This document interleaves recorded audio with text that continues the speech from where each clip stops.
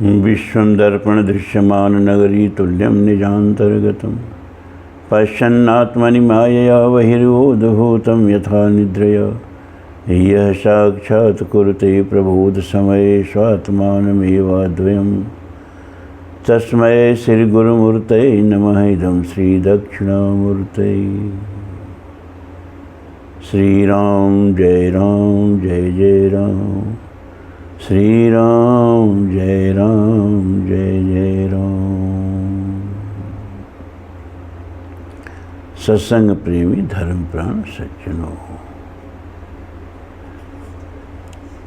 थोड़ा गीता का विमर्श हो जाए, थोड़ा आध्यात्मिक खुराक मिल जाए, इसके बाद कथा।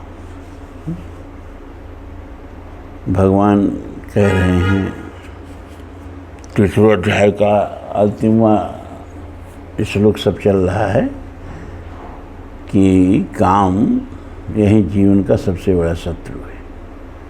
और यह इंद्रिय कहाँ रहता है कि इंद्रियाणि मनोबुद्धि यस्यधिष्ठानम् उच्यते। इंद्रियों में, मन में, बुद्धि में यह बैठता है। और ये तैर विमोहयत्येषः ज्ञानमावृत्य देहिनम। और यहीं बैठ करके यह ज्ञानियों के साधकों के विवेक को नष्ट कर देता है। तो क्या करना है कि इंद्रियों को नियंत्रित, तस्मात् त्वम् इंद्रियाणाद्यो नियम्य भरतर्षभ। इसलिए हे भरतर्षभ, भरत से श्रेष्ठ अर्जुन, भरत कुल के श्रेष्ठ अर्जुन, इंद्रियों को नियंत्रण में करके पापमानं प्रजह्येनं ज्ञान विज्ञान नाशनम। पापमानं प्रजह्येनं, ये पापी जो काम है इसको प्रजह्य माने नष्ट कर दो। यही ज्ञान और विज्ञान का नाश करने वाला है। मानस में तुलसी क्या कहते हैं कि बिन संतोष न काम न साही, काम यछत सुख सपने नाही। राम भजन बिन मिटहि की कामा, अथल विहीन तरु कबहु की जामा। काम को मारने का तरीका है संतोष। बिन संतोष न काम न साई। और जब तक काम है तो व्यक्ति को बंदर की तरह नचा देता है। को जग काम नचाओ न जेही।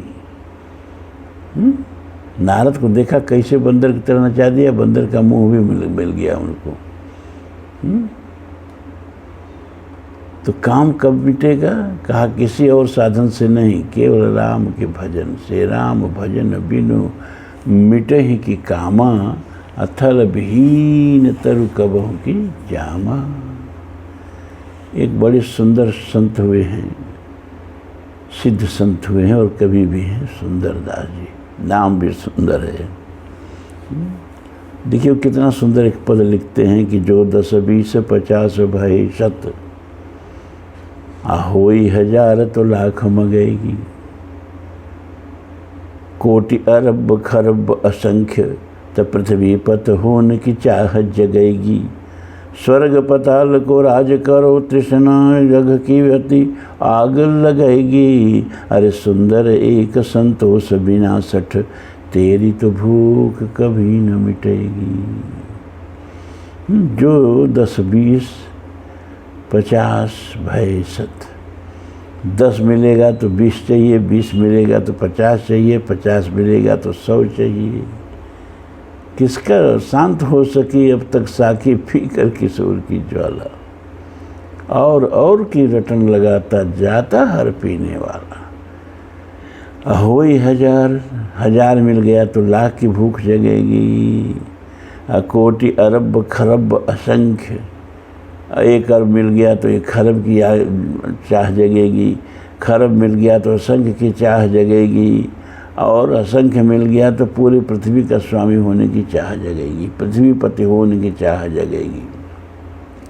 अब पूरे पृथ्वी का राज मिल गया रावण की तरह, तो स्वर्ग पताल को राज करो। स्वर्ग पर पाताल पर भी राज्य करने की इच्छा जग जाएगी, कामना जग जाएगी तेरी तो भूख कभी न मिटेगी, काम की ये भूख कभी नहीं मिटेगी।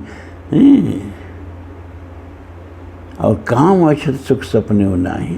लेकिन एक चीज़ बड़ा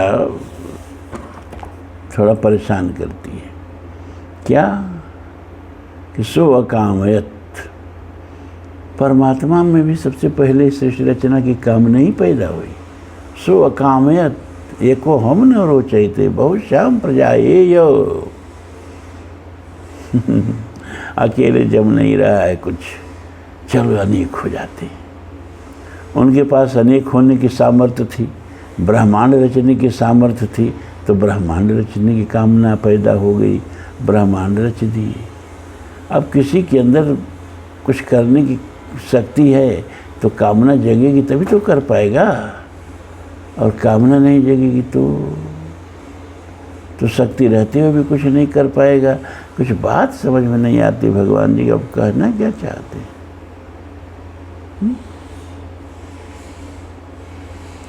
वेद कहता है कि सबसे पहले भगवान के मन में काम पैदा हुआ। काम सदग्रे संवर्तताधि मनसो रेत प्रथमम यदासीत सतो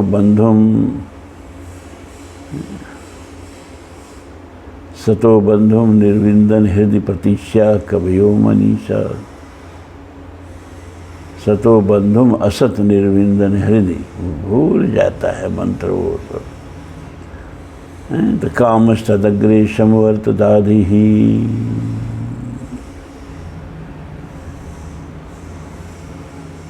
सबसे पहले परमात्मा के मन में कामना पैदा हुई। सृष्टि की रचने की इच्छा पैदा हुई, तो इतना विशाल सृष्टि की रचना हो गई, कल्पना से परे। बाप रे,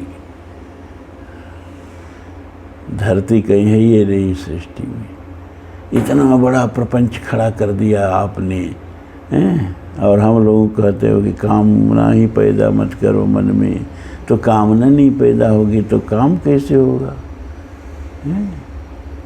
फिर राष्ट्र का, व्यक्ति का विकास कैसे होगा, हैं? ये प्रश्न खड़ा होता है।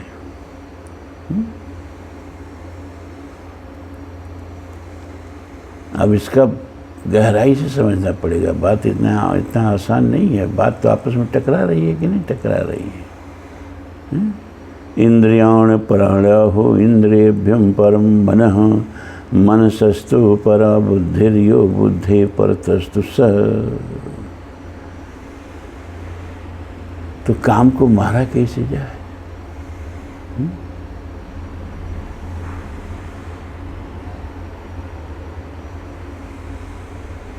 अच्छा, परमात्मा से मिलना ये भी तो एक कामना है।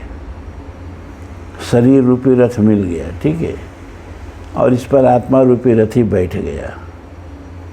वेद यही न कहता है, आत्मानं रथिनं विद्धि शरीरं रथमिव तो।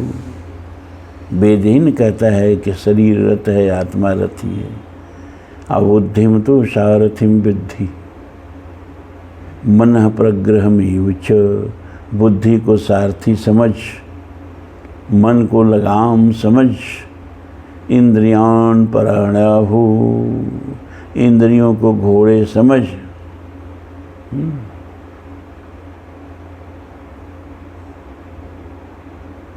विषयान तेष गोचरान, और विषयों को रास्ता समझ, जिस पर से रथ को चलाना है। और इंद्रियों को, मन को, बुद्धि को नियंत्रित करके आत्मबुद्धि मनोयुक्त भोगता आहुर शरीर। इन विषयों का भोग शरीर को, शरीर में रहने वाले आत्मा को करना चाहिए। तो चलिए, रथ सज गया, हम बैठ गए रथ पर। घोड़े भी एकदम सही जुते हुए हैं, वो छिंकल नहीं है। लगाम भी उनकी कसी हुई है, और सारथी भी होशो हवास में है। पूरा घोड़े के लगाम उसके हाथ में है, और सारथी हमारे बस में है। ठीक है, शरीर का रूपक पूरा हो गया और हम बैठ गए रथ पर। लेकिन मन में कोई कामना नहीं है कि इस रथ को परमात्मा के धाम तक ले जाना है। इस रथ का प्रयोग करके परमात्मा तत्व तक पहुंचना है। ये कामना नहीं जगी तो घोड़े जहाँ के तहाँ खड़े रह जाएंगे, सारथी जहाँ का तहाँ रह जाएगा और रथ जहाँ का तहाँ रह जाएगा। रथ को बढ़ाने की कामना पैदा होगी तभी तो रथ आगे बढ़ेगा।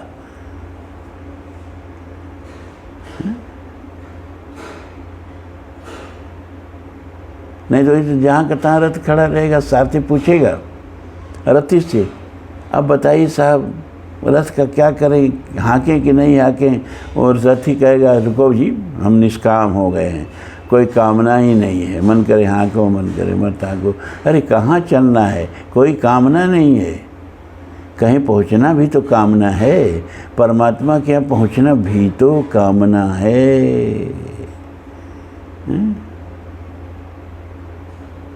भगवान श्री राम के मन में काम पैदा हुआ।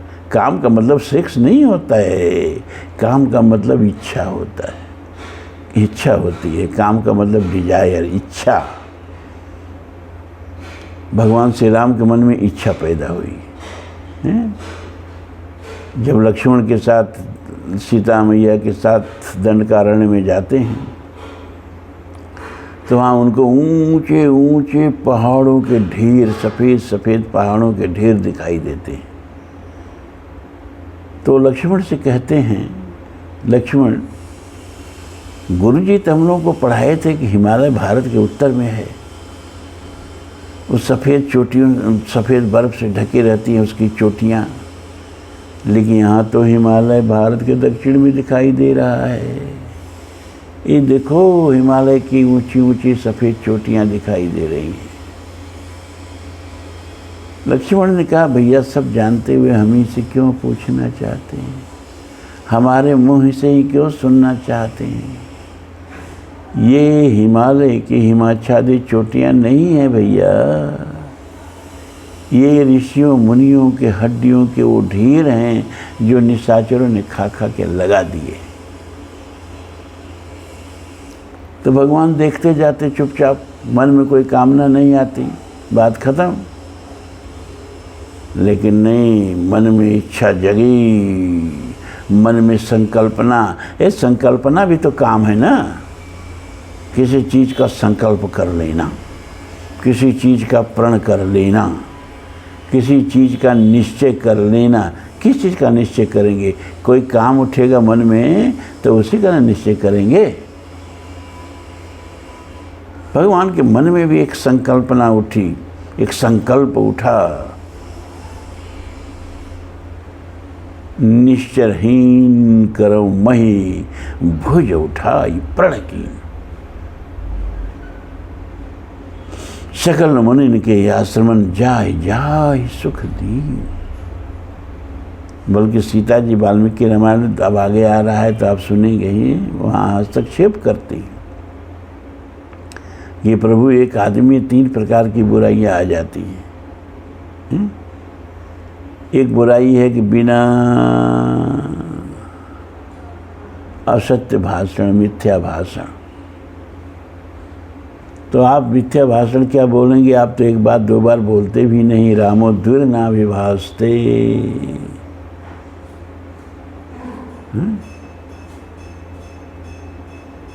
एक बार 2 बार दोहराते नहीं। झूठ बोलना तो बहुत बड़ी बात है।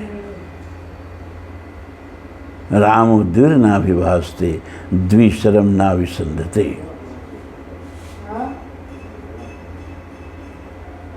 दूसरा होता है कि पराई स्त्री को बुरी दृष्टि से देखना। वो भी आपके अंदर विकार नहीं आ सकता, क्योंकि भगवान स्वयं कहते हैं कि मोरे ही प्रतीत यस्केरी, जे सपन्यू पर नारी नहेरी। लेकिन एक तीसरा दुर्गुण होता है, बैर अकारण सब काहूसो, बिना बैर का क्रोध। रावण ने आपका क्या बिगाड़ा कि आपका समूल, उसके कुल का समूल नाश करने का संकल्प ले लिया, प्रण दे दिया, इच्छा प्रकट कर दी, कामना प्रकट कर दी।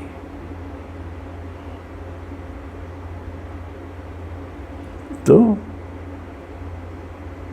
भगवान कहते हैं कि काम को मार डाल, मन में कोई कामना ही पैदा ना हो। प्रजहात यदा कामान सर्वान पार्थ मनोगतान। हे पार्थ, इसी दूसरे अध्याय में कह रहे हैं, ये तीसरा अध्याय चल रहा है ना दूसरे अध्याय में, कि प्रजहात यदा कामान सर्वान मनोगतान। मन में उठने वाले सभी प्रकार की कामनाओं को जो नष्ट कर दे, किसी प्रकार मन में कामना ही नहीं रहे। आत्मन्यवात्मनः तुष्टे स्थित प्रज्ञस्य दोषते, और अपने आत्मा में ही संतुष्ट रहे, उसको स्थित प्रज्ञ कहते हैं।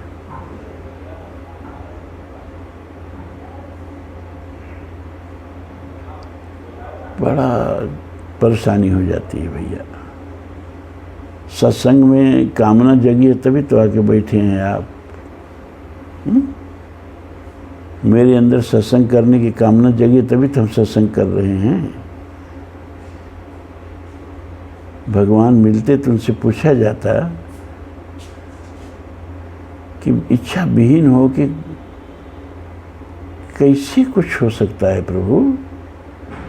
ऐं ह्रीं क्लीं चामुंडाय विचय निवारण मंत्र, जिसमें कहा गया कि क्लीं ही सर्वोपरि है। क्लीं काम बीज, ह्रीं माया बीज, ऐं सारस्वत बीज, ऐं ज्ञान, ह्रीं ऐश्वर्य, क्लीं कामना। तो व्यक्ति के भीतर सबसे पहले इच्छा प्रकट होती है। इच्छा, कामना, फिर इच्छा के अनुरूप ज्ञान, और फिर ज्ञान के अनुरूप शक्ति, समृद्धता, ऐश्वर्य। इच्छा उठी कि कार खरीदेंगे। अब ज्ञान आया कि भाई यहाँ कार की एजेंसी है, यहाँ कार मिल सकती है। तो इच्छा भी जग गई, ज्ञान भी हो गया, कहाँ कार मिलेगी, कार का प्राइस क्या है, ये सब ज्ञान हो गया। और पैसा नहीं है, हरीम की कृपा नहीं है, तो खरीद पाएंगे आप। अच्छा, पैसा भी है और ज्ञान भी है, लेकिन कार खरीदने की इच्छा नहीं है, तो एजेंसी के सामने से गुजर जाएंगे, उधर ताकेंगे भी नहीं। तो कोई भी कार्य करने के लिए कामना भी होनी चाहिए, कामना रूप ज्ञान भी होना चाहिए, और उसके अनुरूप शक्ति सामर्थ्य भी होना चाहिए। इसीलिए इस निवारण मंत्र को पूर्ण मंत्र कहा गया है, जिसको तीनों प्रदान करता है। ऐं ह्रीं क्लीं चामुंडाय विचये।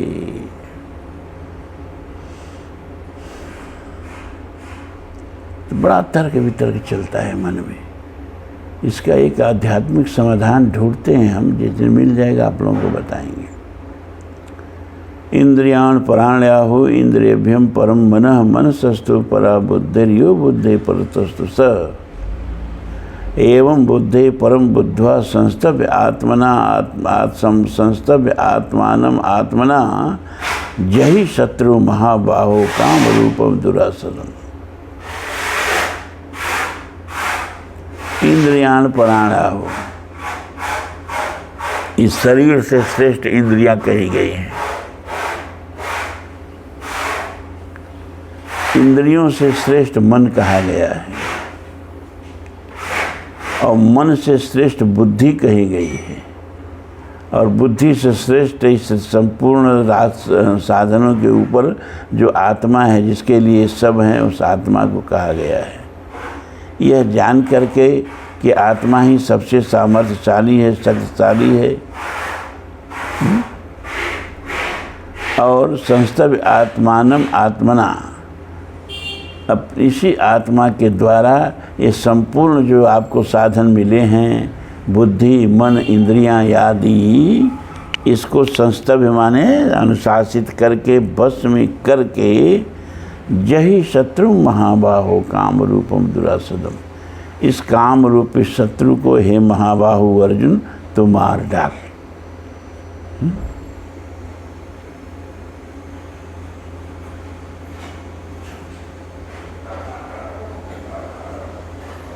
तो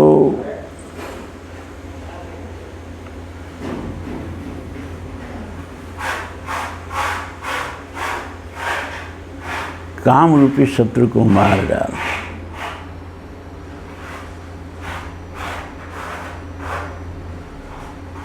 हमें लगता है इसका ये अर्थ होना चाहिए कि काम हमारे बस में हो, हम काम के बस में न हो। इंद्रियां काम के बस में नहीं हो, बल्कि काम इंद्रियों के बस में हो। क्या देखें, ये आँख मनमाना न हो। जो रूप हमारे मन में विकार पैदा करे वो रूप न देखें। भद्रम पश्येम अक्षभी, आँखों से भद्र ही देखें। हैं? तो आँखें हमारे बस में हों, मनमाना न हो। उसी तरह कान जो है, मीठी मीठी बातें सुनने का, अश्लील बातें सुनने का कितने लोगों को बड़ा चाव होता है। इस तरह के दुर्गुण रूपी काम को मारने की भगवान बात कर रहे हैं। भद्रम कर्णेभिः शृणुयाम देवा। कान पर भी इतना नियंत्रण हो कि अच्छी बातें, सत्संग की बातें ही कान में सुनने की लालसा जगे, कामना जगे। अब बुरी बातों को सुनने की कामना न जगे, भगवान ये कह रहे हैं। वाणी पर इतना नियंत्रण हो कि जीवा से शुद्ध वाणी ही प्रस्फुटित हो। दुर्गुण भरी वाणियाँ न प्रस्फुटित हो। ये जो गाली गलौज राजनीतिज्ञ सब कर रहे हैं, इनका प्रवचन सुनोगे, राजनीति कार्यकर्ता बनोगे, तो न तुम्हारा मन शुद्ध होगा, न तुम्हारी कभी वाणी शुद्ध होगी, न तुम शुद्ध होगे। वाणी पर इतना नियंत्रण हो कि वाणी से कभी अशुद्ध निकले ही नहीं। मैं अपने लड़के की बात बता रहा हूँ। अब तो एक ही लड़का रह गया। इस समय रुड़की में है, मदरहुड विश्वविद्यालय में, लॉ कॉलेज में प्रोफेसर हो गया।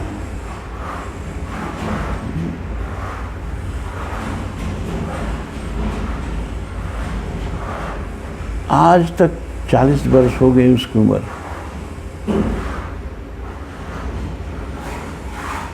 आज तक उस लड़के के मुंह से गाली नहीं निकली। एक बार बहुत छोटा था तो किसी बात पर लड़कों से सुन के आया था, तो किसी को साला कह दिया और उसकी माँ ने उसे मारा एक तमाचा। और वहीं बच्चे के मुंह से गाली छूटी तो फिर आज तक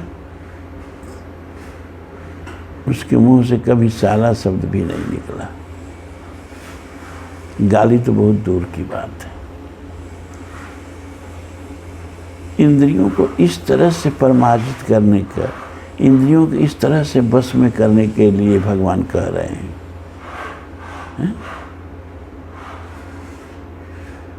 मन में कैसे कैसे बुरी बुरी बातें मन में कितने लोगों की आती रहती हैं।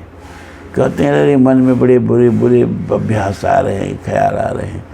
इस तरह के मन में उठने वाले मनोकामनाओं को, बुरी मनोकामनाओं को मार डालने के लिए भगवान कह रहे हैं कि तुम कमज़ोर नहीं हो भैया। मन को बुद्धि से नियंत्रण करो, बुद्धि को आत्मा से नियंत्रण करो। आत्मा के वशीभूत बुद्धि है, बुद्धि के वशीभूत मन है, मन के वशीभूत इंद्रियां हैं, इंद्रियों के वशीभूत शरीर है। तो तुम सबसे मालिक, तुम सबसे स्वामी, तुम सबके श्रेष्ठ हो। इस बात का ध्यान रखो कि कहीं बुरे का विचार इसमें कहीं भी न मन में आए, न इंद्रियों में आए, न बुद्धि में आए, न चित्त में आए। भगवान के कहने का ये अर्थ है। नहीं तो वेद ही हमारा कहता है कि यद जागृत दूर मुदयत देवम यद सुप्त तथैव वेति दूरम गमम ज्योतिषाम ज्योतिरेकम तन्मे मनः शिव संकल्पमस्तु। संकल्प माने क्या? जब कोई काम दृढ़ हो जाता है कि हम ये करेंगे, उसको संकल्प कहते हैं। और हमारा मन दृढ़ संकल्प वाला हो। कैसा संकल्प वाला हो?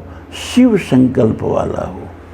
तो शिव संकल्प करने के लिए, शुभ कामनाओं को मन में लाने के लिए, शुभ कामनाओं में इंद्रियों को लगाने के लिए भगवान मना नहीं कर रहे हैं। एकदम नेकाम हो जाएंगे। आप सत्संग में चल के आए हैं तो काम से ही आए हैं।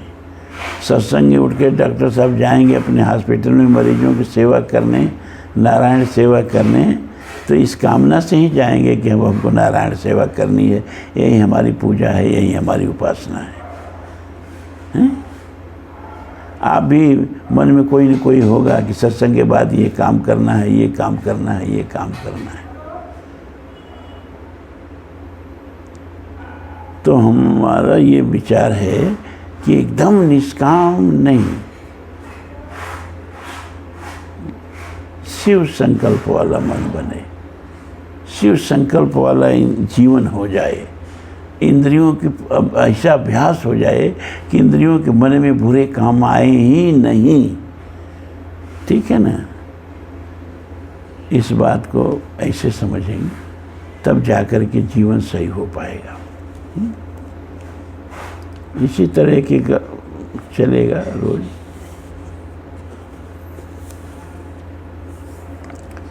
कुछ गला इसमें ठीक नहीं चल रहा है मेरा, तो बुढ़ापा लग रहा है। 75 में प्रवेश कर ही गए। अब ऐसी आवाज़ हमारी नहीं थी जैसी आवाज़ निकल रही है। मुझे खुद अपनी आवाज़ अच्छी नहीं लग रही। 250 सर्ग। महर्षि वशिष्ठ द्वारा विश्वामित्र का सत्कार और कामधेनु को अभिष्ट वस्तुओं की सृष्टि करने का आदेश।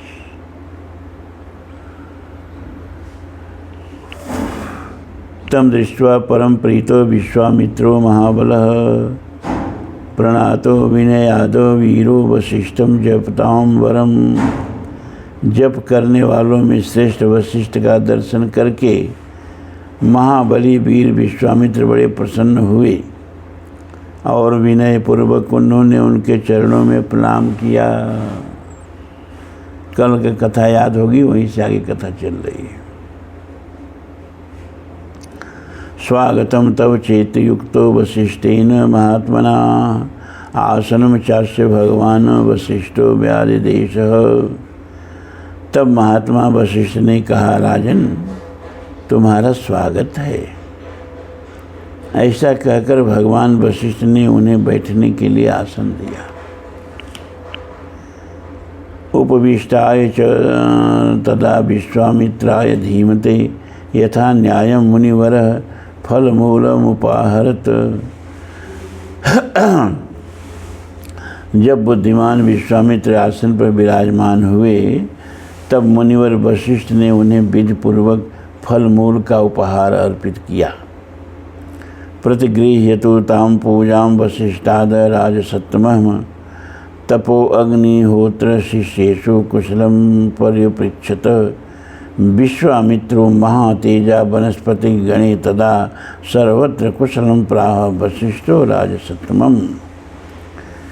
वशिष्ठ जी से वह आतिथ्य सत्कार ग्रहण करके राज शिरोमणि महातेजस्वी विश्वामित्र ने उनके तप, अग्निहोत्र, शिष्य वर्ग और लता वृक्ष आदि कुशल समाचार पूछा।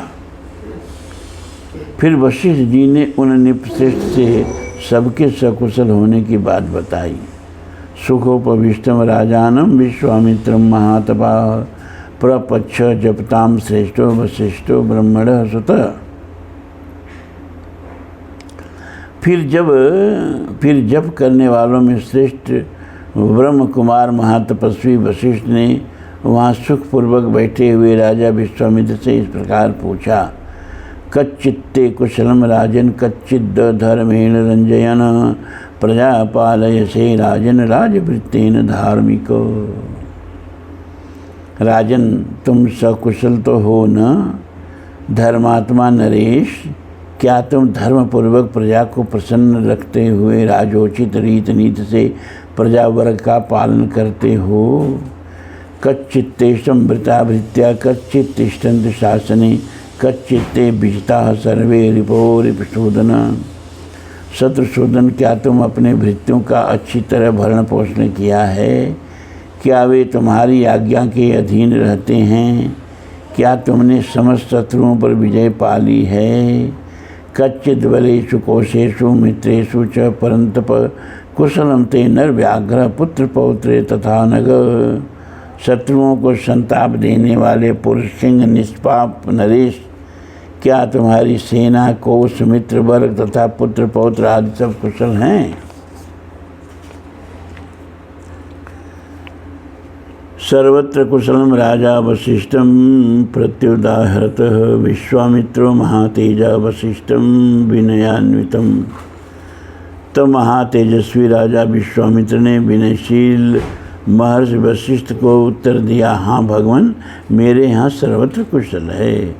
कुत्वा तव सुचिरम कालम धर्मिष्ठो कथास्तदा मुदा परमया युक्तो प्रियताम तव परस्परम।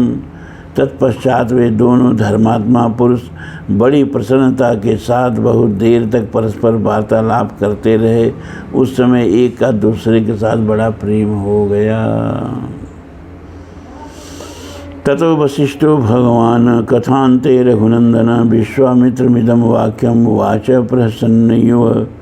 रघुनंदन बातचीत करने के पश्चात भगवान वशिष्ठ ने विश्वामित्र से हंसते हुए इस प्रकार कहा, आतिथ्यम कर्तुम इच्छामि बलस्यास्य महाबल तैव चैव प्रमेयस्य यथार्हं संप्रतीक्षामि। महाबली नरेश, तुम्हारा प्रभाव असीम है। मैं तुम्हारा और तुम्हारी सेना का यथायोग्य आतिथ्य सत्कार करना चाहता हूँ। तुम मेरे इस अनुरोध को स्वीकार करो। सत्क्रियाम ही भवानी ताम प्रतीक्षतो मया कृताम राजस्त्वमितश्रेष्ठ पूजनीय प्रयत्नतः। राजन, तुम अतिथियों में श्रेष्ठ हो, इसलिए यत्नपूर्वक तुम्हारा सत्कार करना मेरा कर्तव्य है। अतः मेरे द्वारा किए हुए इस सत्कार को तुम ग्रहण करो। एवं मुक्तो वसिष्ठेन विश्वामित्रो महामति कृत्यमित्यब्रवीद राजा पूजा वाक्येन मे त्वया।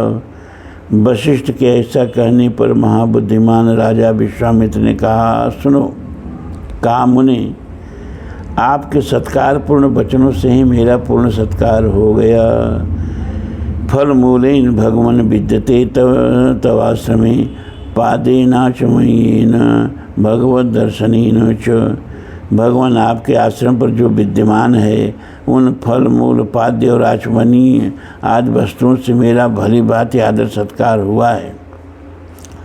सबसे बढ़कर जो आपका दर्शन हुआ, इसी से मेरी पूजा हो गई।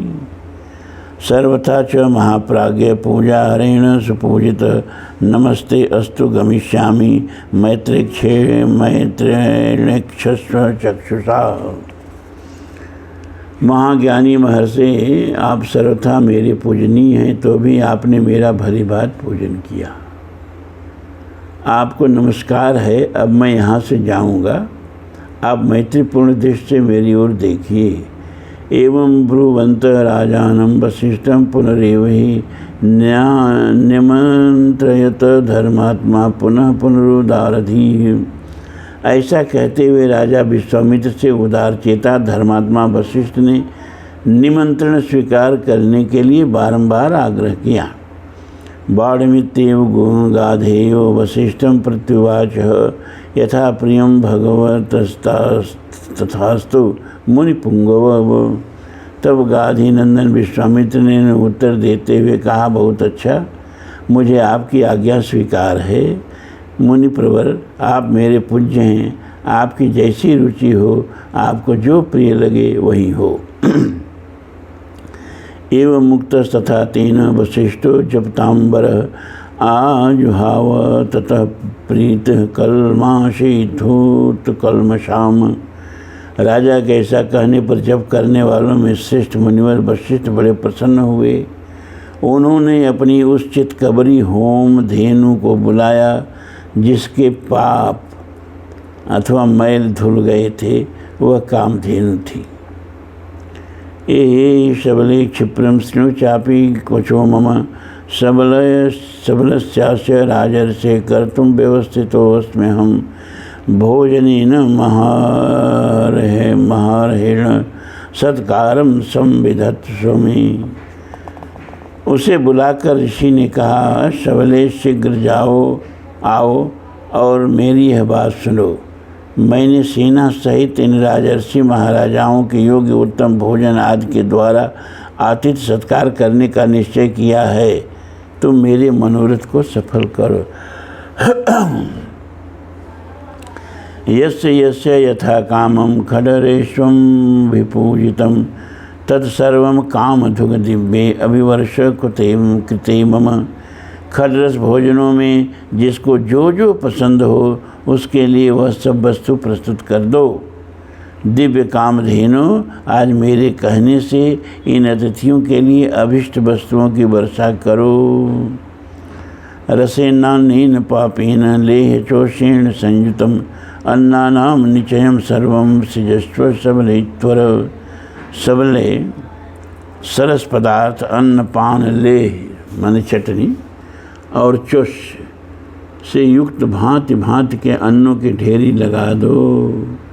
सभी आवश्यक वस्तुओं की सृष्टि कर दो। शीघ्रता करो, विलंब न होने पावे। इत्यार्षे श्रीमद् रामायणे वाल्मीकि आदि काव्ये बालकांडे 52 सर्ग पूरा हुआ।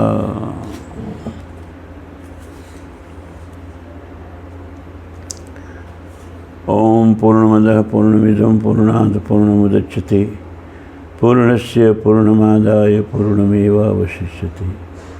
सर्वे भवन्तु सुखिनः, सर्वे सन्तु निरामयाः, सर्वे भद्राणि पश्यन्तु मा कश्चित् दुःखभाग् भवेत्।